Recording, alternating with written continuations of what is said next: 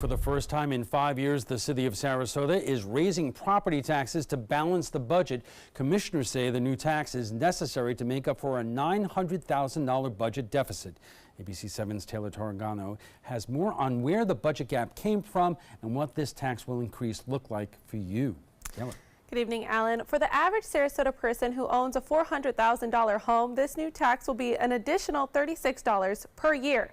The city says it's to make up for the $900,000 it will cost them to take responsibility of 5 parks from the county. Tish Stanhope and Amy Weber frequent Payne Park in Sarasota, but this was the first time they sat down to capture its beauty on canvas. It means everything to me.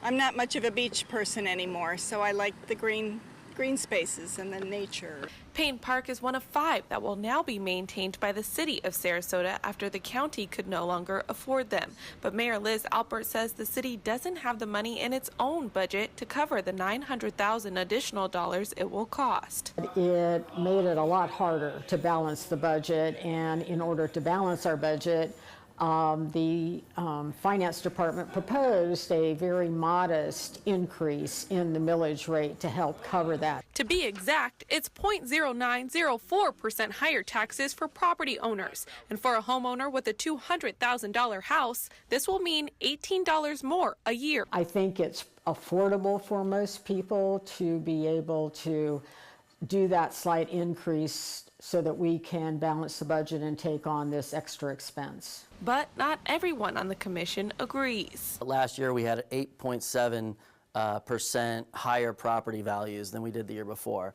So that translated to about $3.2 million additional into this year's budget that we should be able to make ends meet with instead of raising taxes. Commissioner Hagan Brody points out that there are several other proposed additions causing an imbalance to the general fund. In his opinion, there's a lot of extra fat that can be cut. I do have ideas of what I think needs to be cut or what I don't think is appropriate to include if we're going to be asking the taxpayers to pay more. An example would be pay raises for the top level management and above. But City Manager Tom Barwin, who presented the budget, says the reason there's not enough reserve funds isn't because of pay raises. It's because retirement and pension costs have spiked. Now, we have had some property tax growth, and people rightly are asking, well, doesn't that growth cover the expenses that you have to cover? Not really. We have what we call legacy costs. We have pension funds, employee, retiree benefits, and those all took a nice jump. Barwin says aside from the new parks, the only other additions they have in this year's budget is to the Sarasota Police Department.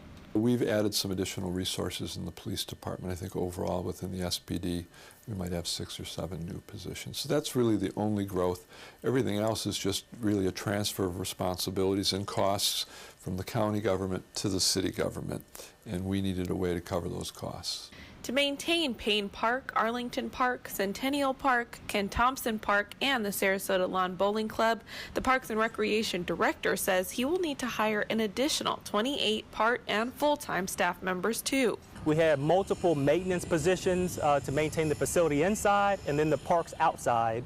Then of course we have to have someone to manage and oversee those properties. And though the city already has resources to maintain its other parks, Vogel says it's not enough. Years back we actually had about 60 landscape personnel. We have in the 30s now. So we're really short-staffed right now, and so to be able to take those staff and make them stretch even further, you're not going to get the same level of service that I think our citizens expect. While some citizens are angry, saying even if it is a small raise in taxes, it's the principle. For others, it's an additional cost they're willing to pay. It is worth it. I don't care. If they raise $18, oh well.